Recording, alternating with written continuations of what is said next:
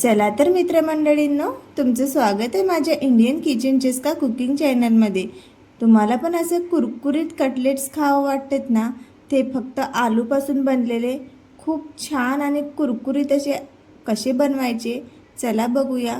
तुम्ही बघू शकता एवढे कुरकुरीत आणि फक्त 2 पदार्थ मिळून बनणारा हा आलू कटलेट्स। चला सुरू करूया रेसिपी। सर्वात आधी आपल्याला आलू घ्यायचे। फक्त आपण इथे एक गलती करतो की आपण जे आलू आहे ते गरमागरम घेतो। आपल्याला आलू हे पूर्ण थंड झालेले पाहिजे। थंड झाले तेव्हाच आपण याचा वापर करायचा आणि पूर्ण असे स्मॅश झाले पाहिजे। त्यामध्ये अजिबात गुठल्या राहिलेल्या नाही पाहिजे आणि थंड असे पाहिजे। पूर्ण शिजलेलेच आलू आपल्याला घ्यायचे, अर्धवट शिजलेले नाही घ्यायचे। त्यामध्ये 1 वाटी आपण इथे कांदा घालून घेऊया बारीक चिरलेला। तुम्ही यामध्ये कोणत्याही भाज्या घालू शकता, शिमला मिर्च, गाजर जे तुम्हाला आवडते ते तुम्ही इथे घालू शकता। आता 1 चम्मच जीरा, थोडी हळद, सोबतच इथे चिली फ्लेक्स टाकायचे। कमी जास्त करू शकता। इथे 2 चम्मच चिली फ्लेक्स मी इथे वापरलेले आहे। तुमच्याकडे कढीपत्ता किंवा मग सांबार असेल ते सुद्धा वापरा। माझ्याकडे नव्हता म्हणून मी स्किप केला। आता यामध्ये थोडं मीठ घालायचं आणि आता इथे फक्त 2 चम्मच टीस्पून चम्मच बरं का, टीस्पून चम्मच यामध्ये टाकायचे कॉर्नफ्लॉवर। तुम्ही कॉर्नफ्लॉवर नसेल तर तुम्ही 2 चम्मच मैदासुद्धा घालू शकता। आता याला छान असं मिक्स करून घ्यायचं। आपण कुरकुरीत असे कटलेट्स लहान मुलांना खूप जास्त आवडतात, पण आपण गरमागरम घाईघाईत बनवतो त्यामुळे आपली इथे चुकी होते। तर बघा छान असं मिक्स झालं ना तर याला असा आकार द्यायचा। हाताला तेल वगैरे लावायची गरज नाही आहे। बघू शकता मी इथे या प्रकारचा आकार दिलेला आहे। तर तुम्ही गोल देऊ शकता अथवा कोणत्याही प्रकारचा इथे आकार तुम्ही देऊ शकता। तर बघा आता याला छान असे बनवून घेतले। सर्व इथे बनवून झाले। 3 ते 4 पोटॅटो होते माझे। तर इथे बघा यामध्ये 7 ते 8 असे बनवून रेडी झाले। आता आपल्याला एका कटोरीमध्ये बाउलमध्ये कॉर्नफ्लॉवर घ्यायचं 2 चम्मच। कॉर्नफ्लॉवर नसेल तर तुम्ही त्या जागेवर मैदासुद्धा वापरू शकता।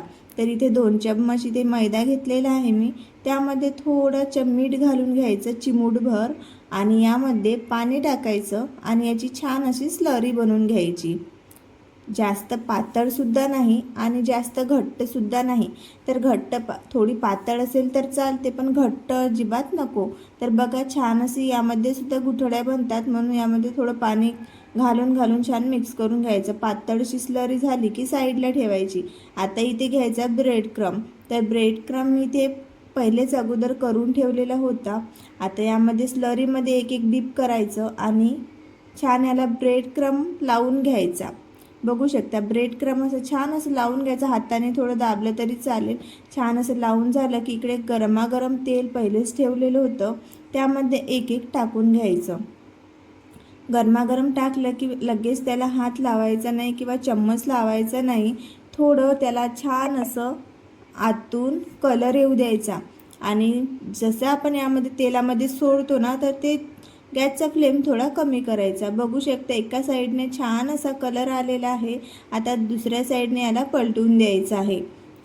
असं करत करत छान असं आलटून पलटून याला कुरकुरीत असं भाजून घ्यायचं। बघू शकता किती छान असे झालेले आहेत आणि ब्रेड क्रम लावल्यामुळे ना याला कुरकुरीतपणा येतो। तुम्ही ब्रेड क्रमच्या जागेवर पोहे सुद्धा लावू शकता बारीक करून जर ब्रेड क्रम नसेल तर। तर बघा जाळणीमध्ये काढून घ्यायचे म्हणजे एक्स्ट्रा ऑइल जे आहे तो निघून जातो। स्लरी लावल्यामुळे याला तेलकट थोडं कमीच होतं, म्हणजे जास्त तेल आतमध्ये सोसत नाही।